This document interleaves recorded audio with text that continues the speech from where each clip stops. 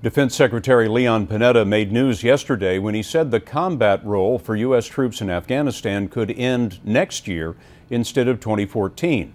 Today he took a step back, insisting that U.S. forces will remain combat ready even as they transition into their new role of training Afghan troops. Another part of the U.S. strategy involves getting the Taliban to hold peace talks with the Afghan government. Clarissa Ward spoke with some Taliban representatives where they live in Pakistan. They call him the father of the Taliban, one of Pakistan's most well-known and hard-line Islamists.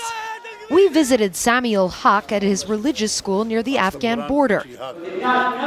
Many Afghan Taliban leaders and fighters studied here, earning it the nickname the University of Jihad. Haq says that top Taliban figures are receptive to the idea of peace talks, but that three key conditions must be met first. The Americans must leave Afghanistan, he told us. Secondly, Taliban leaders should be released from Guantanamo.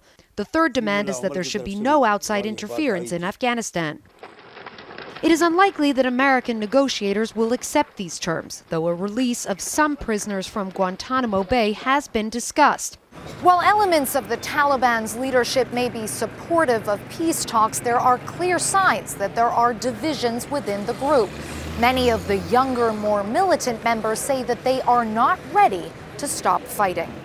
At a small guest house on the outskirts of Islamabad, we had the rare chance to sit down with a young Taliban commander from Helmand province. For security reasons, he asked that we not show his face. If these talks in Doha are successful and Taliban leaders tell you and your fighters to put down your arms, will you do it?